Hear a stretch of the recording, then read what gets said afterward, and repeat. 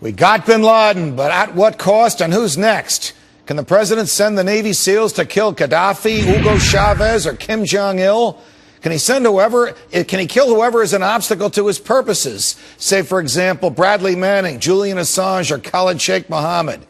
Here now to talk about all this, my colleague, friend, and mentor, Glenn Beck, who celebrated the demise of bin Laden. I must tell you this, as I was leaving the building yesterday, there was a marching band approaching me. I thought, this couldn't be for me. No, they're leaving Beck's studio. He did something big in there. You know, the thing is because I was really, I was bothered by the celebratory nature on Sunday night at about 11:30 in front of the White House. It bothered me.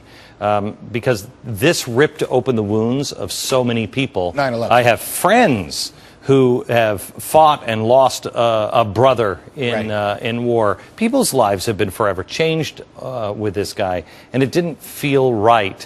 But then I kind of came to grips with it, that it really was that we're so desperate to feel good about something, that we've accomplished something.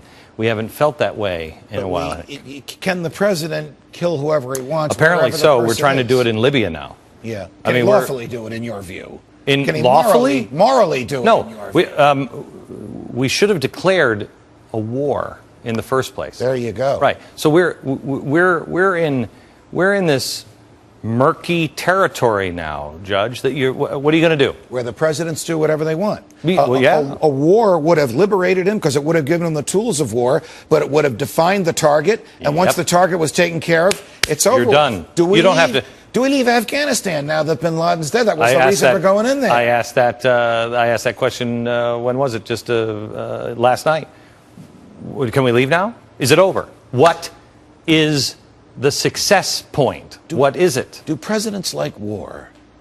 Well, I think if you saw the poll numbers today, up 9 percentage points for Barack Obama, and I think, George Bush would have loved the 9-point swing as well. I think this, however, is I hope it's not about poll numbers. I think it is about going in and getting Usama bin Laden. If you believe the information given to us by John Brennan, the president, I think, the president's counterterrorism chief, I'm not certain of the title, they knew that bin Laden was there since August. Did they time it to when the president's poll numbers were at the worst? No, but I do think that they it didn't hurt that his poll numbers were this low. I think if the president has known since August, the question from the press should be, well, wait a minute then. Why are you now debating amongst yourself about Pakistan and their role? Why are you now debating publicly about whether we release the pictures or not? Why?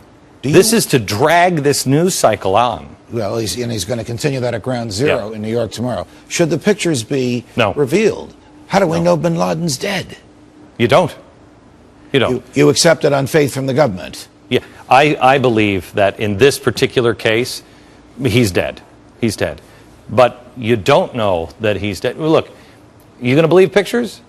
Well, pictures can be doctored as well. Exactly right. Yeah, I mean Donald Trump. I mean, here's a guy who is saying just last Saturday, making jokes about Donald Trump and all the conspiracy theorists and how you can never give enough birth certificates out, and he wants to prove bin Laden's dead with a photo?